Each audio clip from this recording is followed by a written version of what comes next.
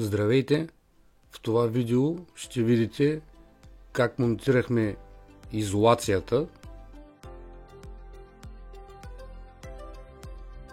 парната бариера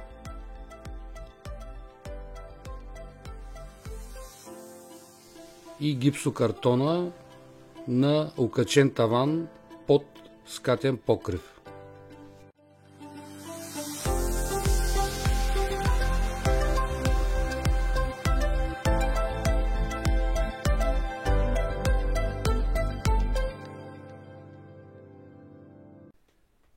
След като в предходното видео монтирахме конструкцията, в това продължаваме с монтажа на изолацията. В нашия случай ще монтираме 100 мм стъклено-минерална вата изовера Кусто с коефициент на топлопроводимост ламда 0,039. Защо точно 100 мм? 100 мм вата с такава топлопроводимост е минималната изолация, която можем да използваме конкретно в нашия случай, за да бъде системата ни като цяло ефективна и дълготрайна. Една от целите на ватата, конкретно в нашия случай, е да държим температурата в пространството между термопанела и гипсокартона с такава разлика спрямо външната температура, която не позволява образуването на конденс под термопанела. Не случайно повтарям вече няколко пъти конкретно в нашия случай. Скатен покрив от такъв тип термопанел с прав таван от гипсокартон под него в комбинация с точно определена парна бариера, която ще видите малко по-късно. Парната бариера също има голямо значение, защото колкото по-важно е това пространство между гипсокартона и термопанела, при толкова по-малка разлика в температурите ще се образува конденс, както всички знаем. Ако няма да се монтира парна бариера, което не ви го препоръчвам, то тогава ще се наложи да монтираме по-сериозна изолация, за да компенсираме до някъде. Ако тавана ни не е прав, а е по ската, ситуацията вече е различна. Ако сме под плоча, също е различна. Ако сме под класически вентилиран покрив, там ситуацията вече става пък съвсем друга. В общи линии, въпреки че при ватата в повечето случаи важи правилото колкото повече, толкова по-добре, е добре в някои по-нестандартни ситуации и казуси, примерно като този нашия, да се консултирате с специалисти в областта, както направихме и ние, за да не хвърлите едни пари на вятъра. По отношение на самия монтаж няма нищо сложно. Трудно е, но не е сложно. Както съм казвал и в много други видеа, тук важно е старанието. Ватата да легне свободно върху профилите, в нашия случай има много разстояние, което ни улеснява. Плътно една до друга и общо взето това е. Няма никакъв, кой знае какъв майсторлък или челъми. Прахова маска задължително и дрехи с дълъг ръкав, защото не е много приятно, боде и така колегите знаят.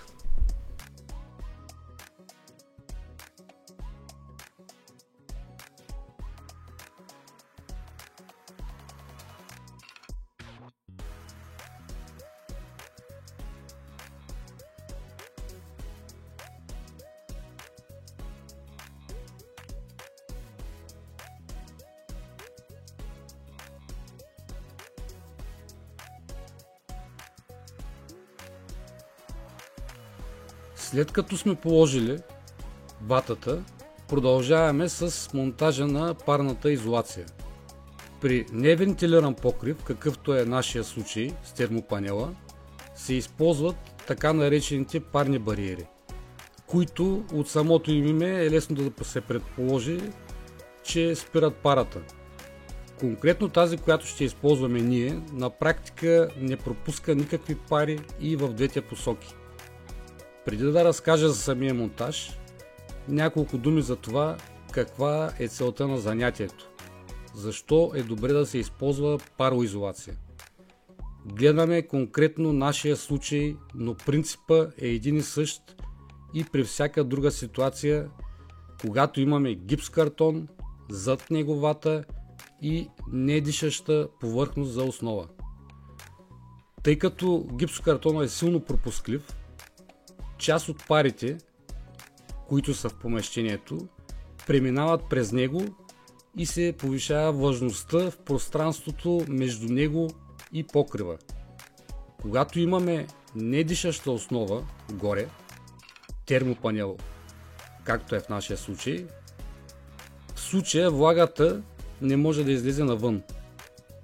Част от нея на теория може да се върне обратно, но на практика това много трудно се случва. Тази влага, която отива горе, малко по малко съсипва ватата. След време тя се свива и увлажнява. Така изолацията губи много голяма част от своята ефективност, а в много случаи дори става обратното на ефективна. Естествено, с колкото по-голяма влажност е помещението, и то за дълги периоди от време, това се случва по-бързо. Ако е сухо, това става по-бавно. Вярвайте ми, понеже съм демонтирал немалко гипсокартон, виждал съм вата, която е станала на пихтия. На практика тази увлажнена вата губи много голяма част от изолационните си свойства. За да избегнем това, в нашия случай единственият начин е да запечатаме това пространство, така че в него да не влиза никаква влага. Отгоре е запечатано с термопанела, отдолу го запечатваме с парна бариера, която не позволява на парата от помещението да прониква над гипсокартона. Това е когато имаме недишаща основа над или зад гипсокартона. Ако имаме стандартен вентилиран покрив, което естествено е много по-добрия, поне за мен, вариант, направен както се трябва, с мембрани и така нататък, тогава вече ситуацията е доста по-различна и зад гипсокартона се използват други пароизолации. Активни бариери, мембрани и така нататък, но там вече е малко по-сложно, защото се става цяла система. Какво ще сложите отдолу зависи от това и дали е сложено горе и доста други неща. След това кратко разяснение за това какъв е смисълът от пароизолация, продължаваме нататък. В нашия случай между профилите и гипсокартона ще монтираме парна бариера на Knauf HomeSeal LDS 200 ALO+. Това е парна бариера от най-висок клас. Другите възможни варианти на Knauf Isolation, защото естествено има и други производители, за пароизолация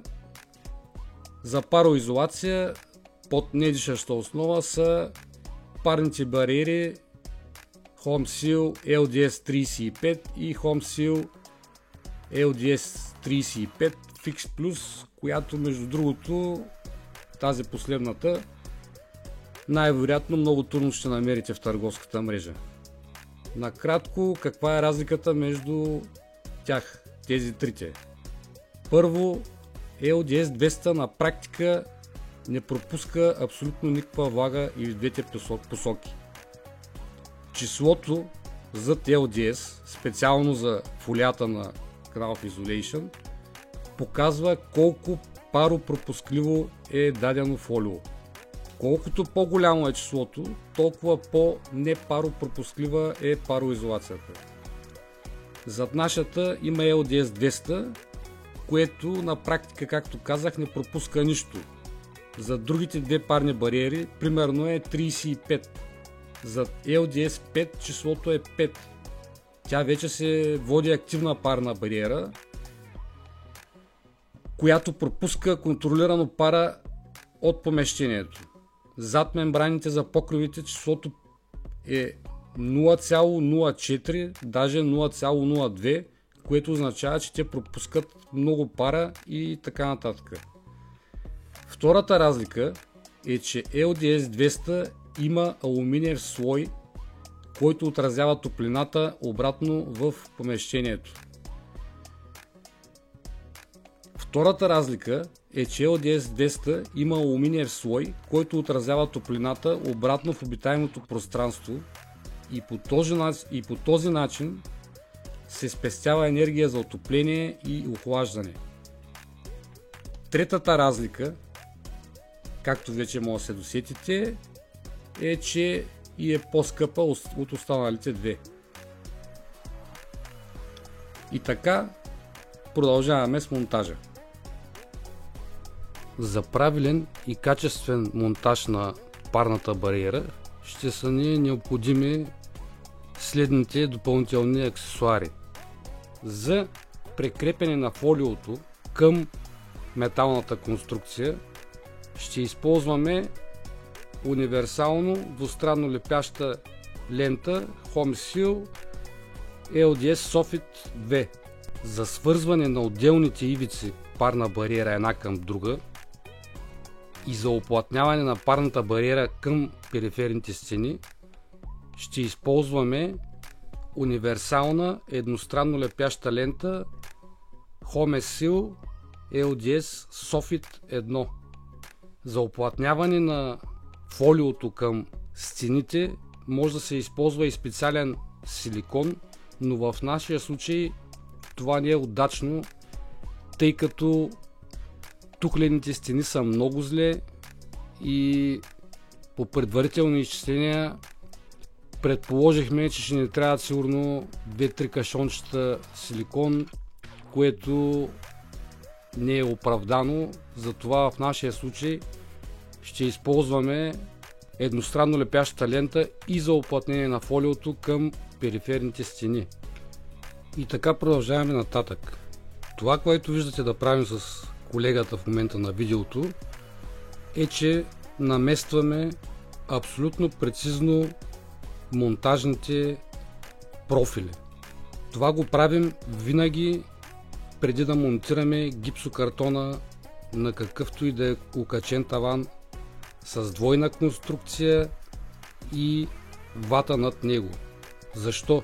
Защото когато се полага ватата, при дърпането е възможно монтажните профили леко да мръднат, въпреки че преди това сме ги позиционирали на точните места. Когато ще се полага и парна бариера, това нещо е абсолютно задължително, защото когато сложим фолиото, профилите не се виждат и допълнителни намествания в процеса на монтажа на гипсокартона са невъзможни.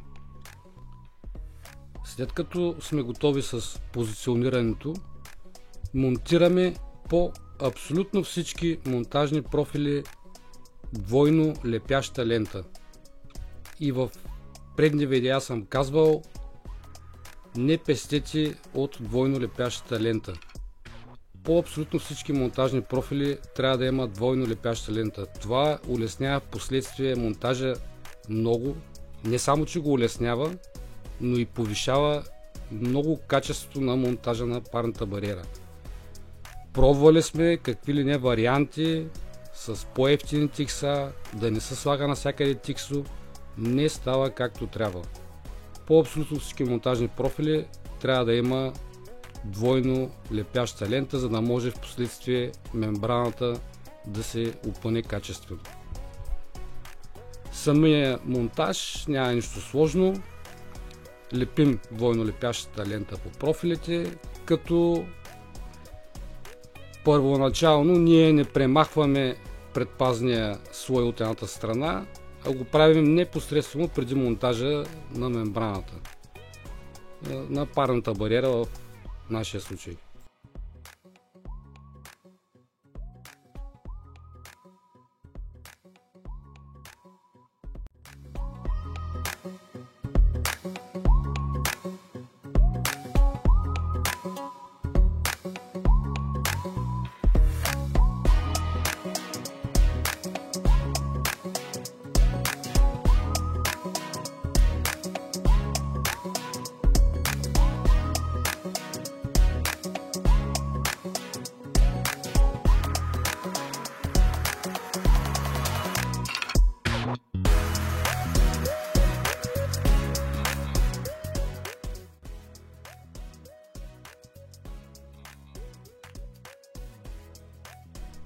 След като сме готови с монтажа на двойно лепяща лента, преминаваме към монтажа на самата парна бариера. В тази част от видеото ви съветвам да гледате много внимателно, защото правилното полагане на парната бариера влияе много върху нейната ефективност. Изключително много. За да бъде ефективна, която и да било пароизолация, тя трябва да обхваща цялата площ, която искаме да изолираме, с възможно най-малко пробойни, през които парата може да проникне. Но да караме подред. С какви основни правила трябва да се съобразим първоначално? Парната бариера, която ще използваме, е с ширина 150 см. Връзката между две ивици фолио трябва да стане с застъпване от минимум 10 см. Тоест, две ивици парна бариера покриват площ с ширина от максимум 290 см. Това е едното.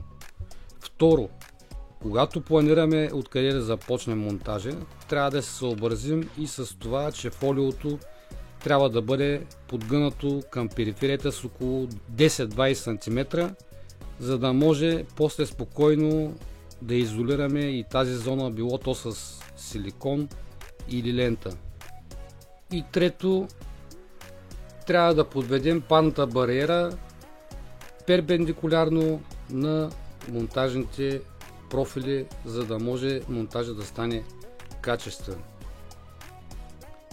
Какво правим ние за тази цел на практика, за да сме максимално прецизни? В двата края на стената, от която ще започнем, вземаме еднакъв размер. В нашия случай не помня точно колко сме отпуснали, но примерно 130 мерим в двата края на стената и опъваме за максимална прецизност чертилка. Това е този така наречения конец с боя. И режем предпазния слой на двойно лепящата лента точно по чертилката.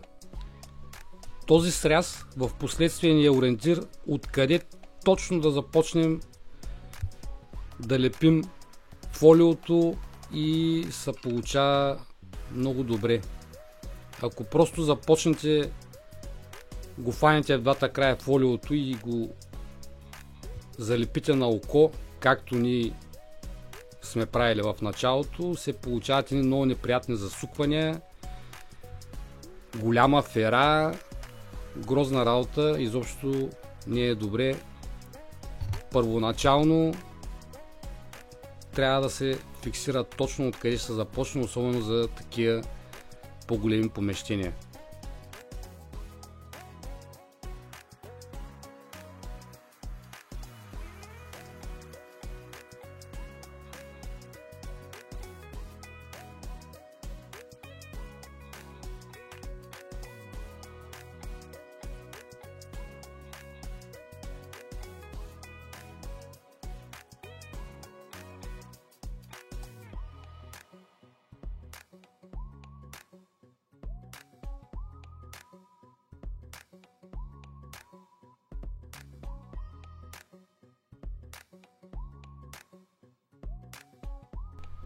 След като сме свършили това, можем да преминем към монтажа на първата ивица пароизолация.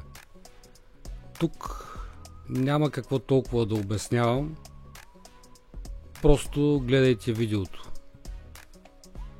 Монтажа се извършва минимум от двама човека, сам е почти невъзможно. Ако може да сте повече от двама, още по-добре.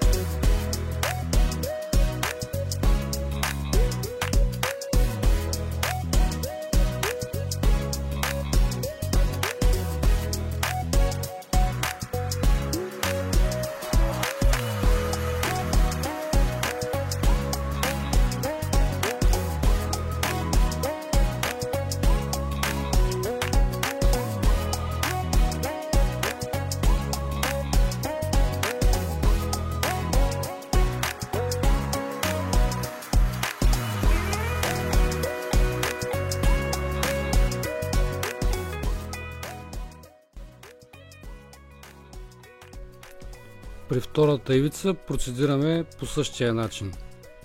Изрязваме предпазния слой на двойно лепящата лента на 1,40 от края на първата ивица, за да може да застъпим с поне 10 см и монтираме по абсолютно същия начин като първата ивица. Сега, тук се сещам за един много важен момент с извеждането на кабели и други инсталации през парната бариера. Всички инсталации, които излизат през парната бариера, трябва да бъдат много старателно изолирани с едностранно лепящата лента. Максимално старателно. Тук има един момент, който умишлено не ви показах в предното видео, когато монтирахме конструкцията, а именно, че подведахме предварително преградните стени, за да знаем точно къде да позиционираме елоинсталацията, която ще влезе в тях, за да няма излишно дупчене и късане на мембраната. Това нещо го направихме още при монтажа на конструкцията. В момента преградните стени са разчертани и просто дигаме с лазер горе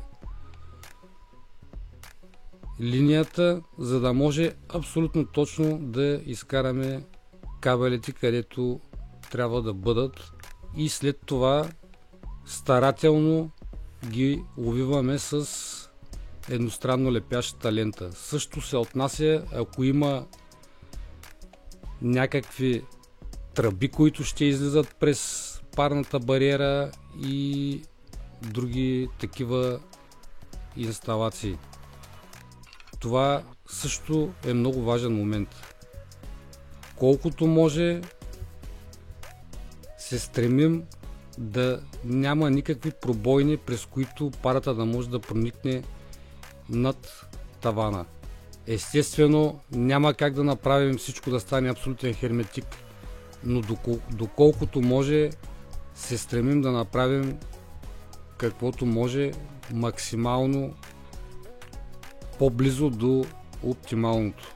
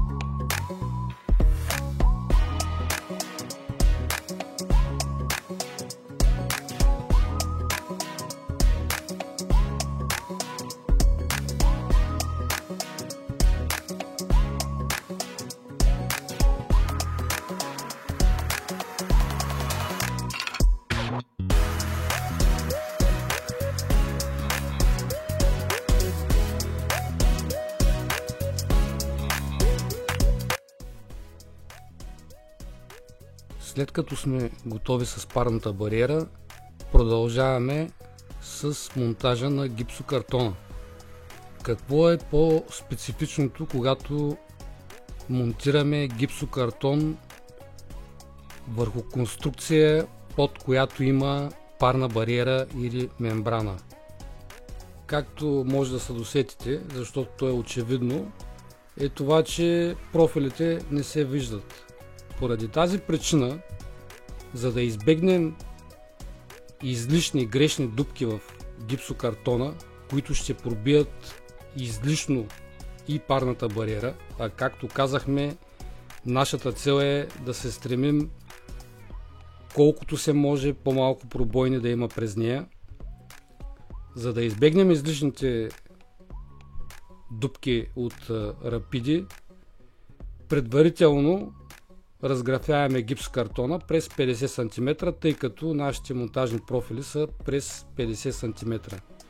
Това много улеснява в последствие работа и на практика свежда до минимум възможността от погрешно навиване на някоя рапида. Въпреки че сме монтирали хиляди квадрати гипсокартон, ние също си отбелязваме профилите, когато между конструкцията и гипсокартона има някаква парна бариера, фолио или мембрана.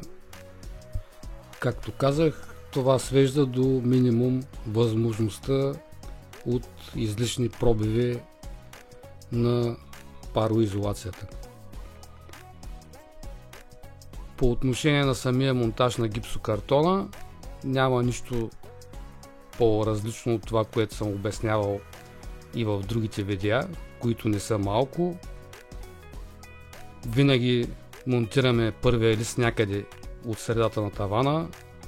Обяснявал съм подробно защо и след това продължаваме с останалите листи, като естествено те трябва да се разминават по дължина с минимум 50 см. Това мисля, че всеки вече го знае, без фуги на кръст.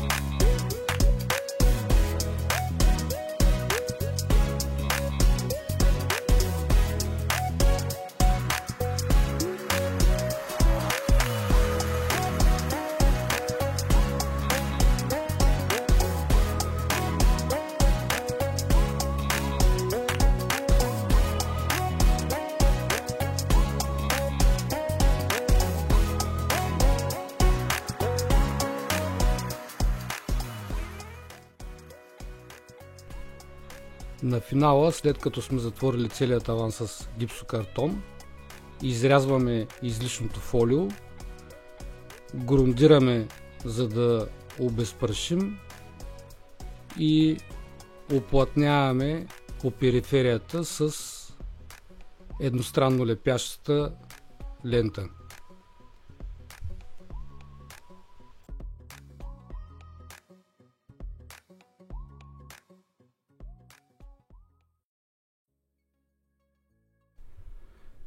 Това беше всичко. Надявам се видеото да е било полезно. Благодаря на всички, които са се абонирали за канала. Също така и на тези, които ще го направят.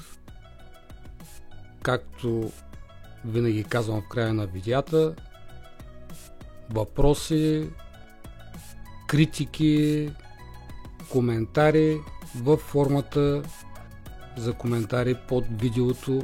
Всички въпроси имат предимство пред тези, които ми задават на лични в Facebook, на имейла, дори по телефона.